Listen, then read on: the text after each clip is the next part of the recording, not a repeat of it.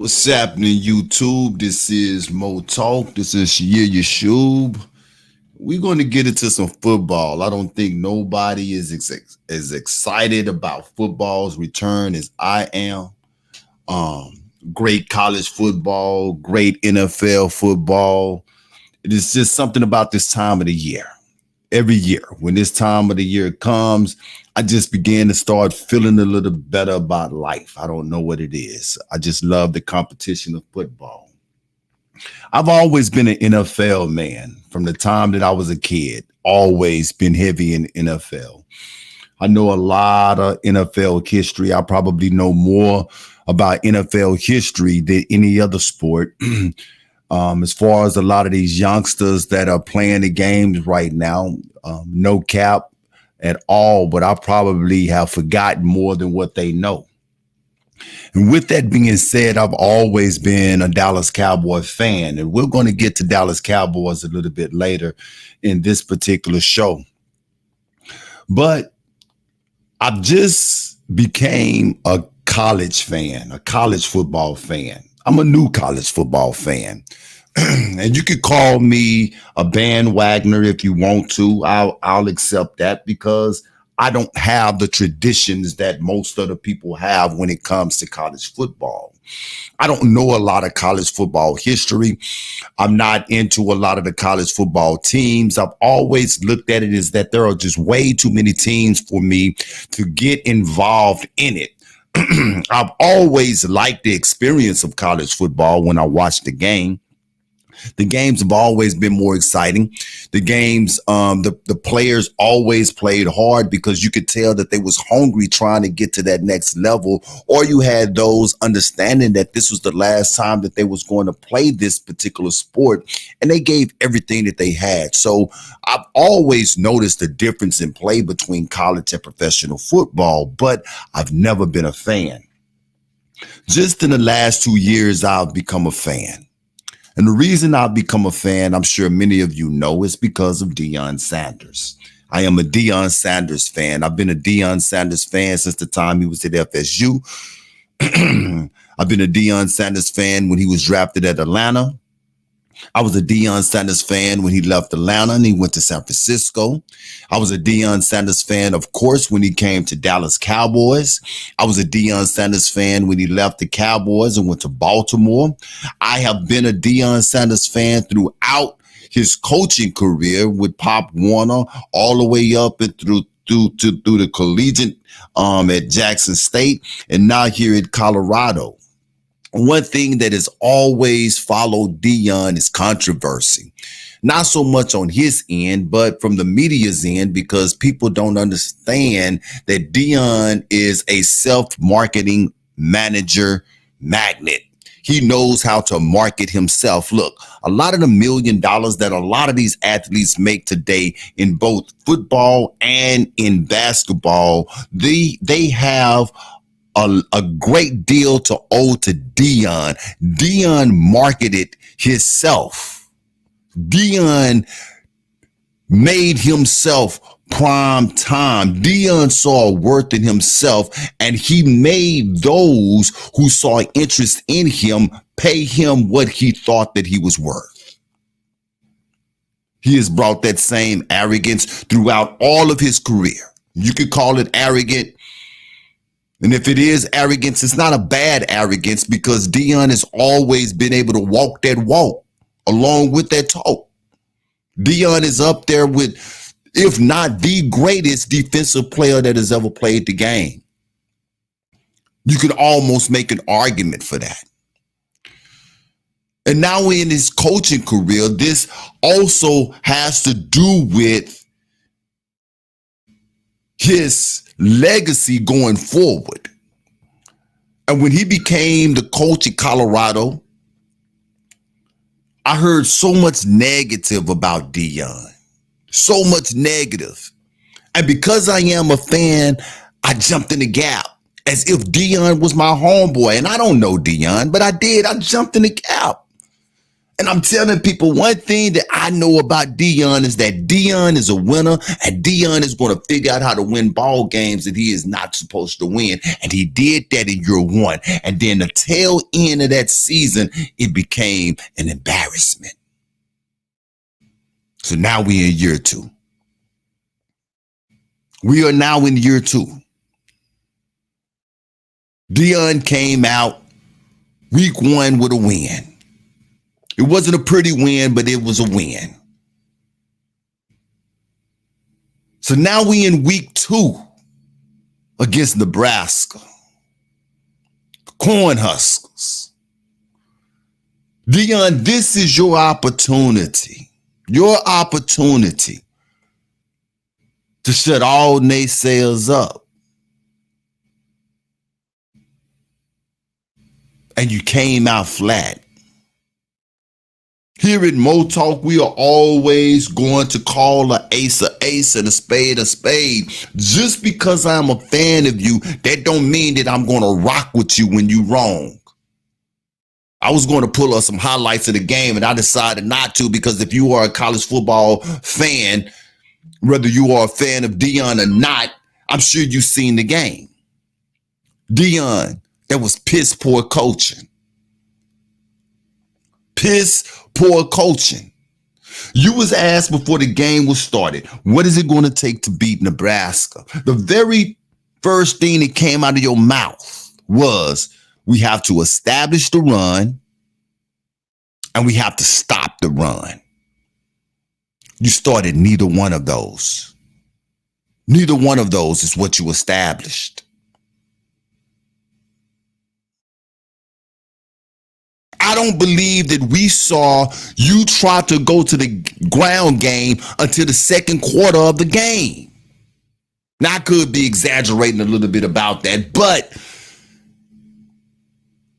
you never tried to establish a run game. When you're looking at your offensive line getting drove back 10, 15 yards into the backfield, Shedeur is under duress the entire game, and you have not one time, Deion, said,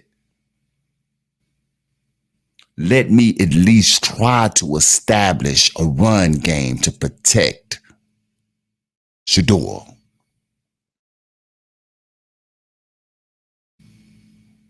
You made Nebraska look like juggernauts. And I'm not saying that you would have beat Nebraska. By no means necessary if you had to establish the run game. But what I'm saying is that you would have gave your team a better chance of winning the game. You cannot come out there betting the house on your receivers, betting the house on Shedeur's arm. One of the biggest problems that you had last year was that your line was undersized. Nebraska are corn-fed white boys. They're big and they're strong. And they was banking on you coming out there with a spread offense. They was ready to stop the run, but you didn't even try to run the football. No protection. I saw Shedeur, that tackle on the left side was getting beat the hell up the entire game. Not one time did you put an adjustment to the left side. In the pistol formation, in the shotgun formation, where you take the running back and set him to the left side to at least try to help that tackle over there. This is where Shedeur was getting a lot of his headache from.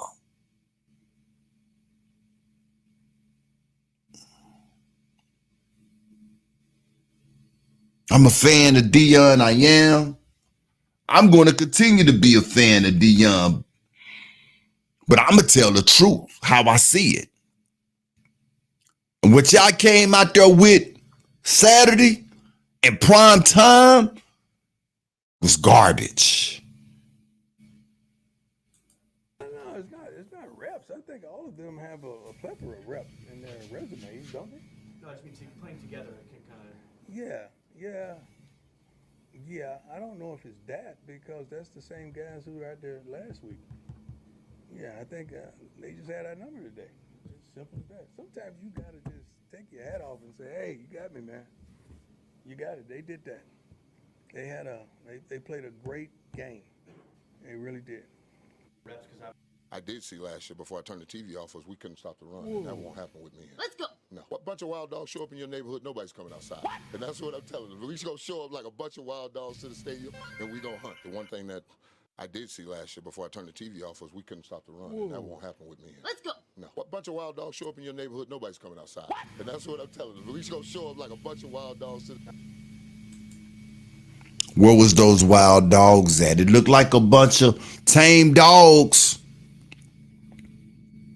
showed up to the stadium begging for crumbs to me.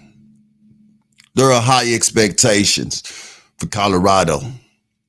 High expectations for Coach Prime. High expectations for that defensive line that Warren Sampson came in that is supposed to make them better. It's high expectations.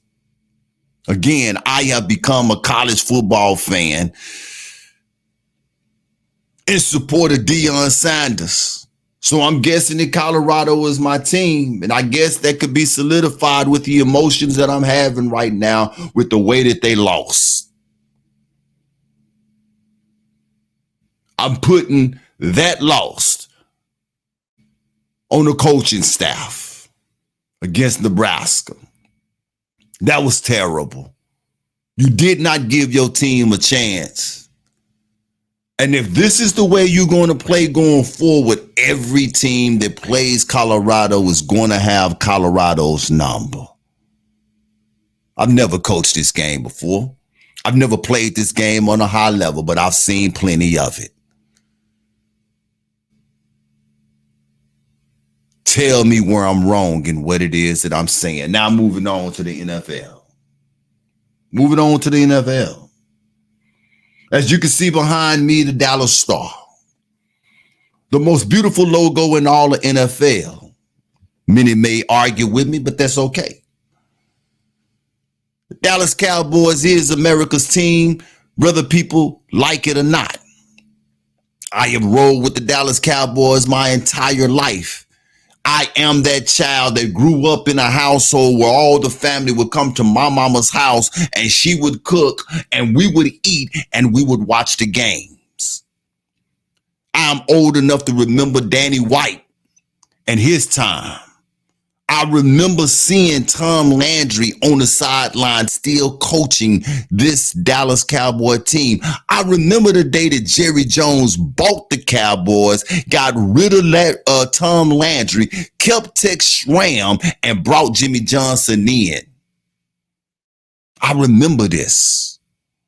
I've been with these Cowboys through the ups and through the lows, and I'm going to continue to be with these Cowboys. And again, I call it an ace a ace, and I call it a spade a spade. This is a real relationship that I have with the Cowboys. And anybody that knows anything about real relationships know that all the time it is not sunny. Sometimes it rains, and you need the rain in order for you to be able to stand the pain. And right now it's raining in Dallas. And I got a problem.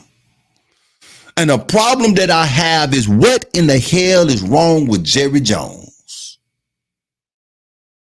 That you go and make Dak Prescott the highest paid quarterback in the league. Man, I was applauding you, Jerry. Holding on to your coins, not giving him the money. Let him play mad. What has he done to deserve it? What has he shown the city that he deserved that type of a payment? But no, Jerry, you went right back to being the same Jerry that you always have. If anybody know anything about Jerry Jones, you know that Jerry Jones is going to pay his players, especially the players that he has drafted, that he has brought into the organization, the ones that he feel like that he has cultivated. He is going to pay those players.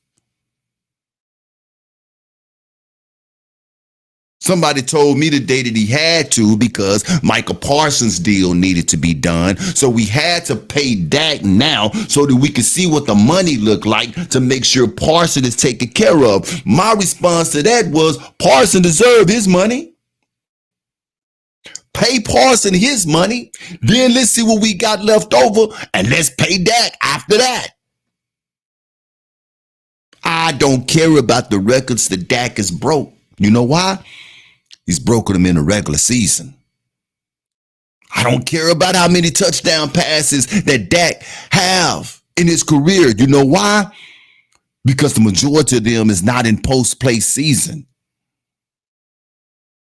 I don't care about any of that because when it comes time for the big games to be won, guess who don't show up? Dak Prescott. Jerry, you should have made him earn his money. Let him play the whole year mad. He'd have been all right. He'd have probably brought us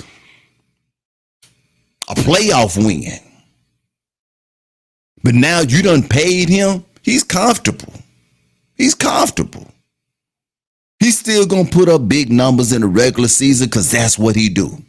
He remind me a lot of Michael Finley. If y'all are old enough to remember the Dallas Mavericks when we had a player by the name of Michael Finley would come out in the regular season and he would kill it.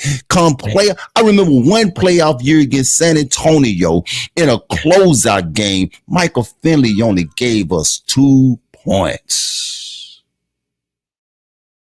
It's Dak.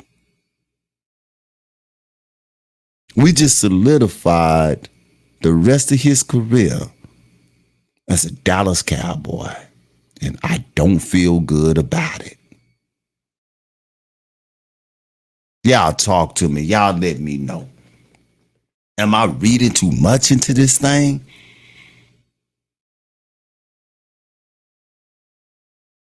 Did Jerry do what he was supposed to do by giving Dak that money? I don't think so. And Deion, what are you going to do to fix Colorado? Because as of right now, your showing is not great. Whatever it is that you are getting in the media right now, you deserve. Because you put your players in a bad position. Buffalo did not record a first down until the 5th possession, netting a minus 2 yards in the first quarter and finishing with 260. Robinson's sack forced a 3-and-out on Colorado's game-opening series, and later he blocked Alejandro Meta's 29-yard field goal try. The Buffaloes also got stuffed on a 4th and 1 twice, and Tommy Hill picked off Shedeur Sanders' pass from the end zone for an easy 7-yard pick 7. A lot of that could have been slowed down if you had to try to slow down the game. Great win also by the Cowboys yesterday against Cleveland. The defense looked really, really great. We're going to see what this year here has to unpack for the Dallas Cowboys and the rest of the NFL. I think it's going to come down to the Cowboys and Philadelphia Eagles again in the NFC East. But I don't feel good about the money that Dak got. This is Shia Yeshub Judah. This is Mo Talk. And now that the season has started, you're going to be hearing a whole lot more from me. I'm done with the WNBA. Peace.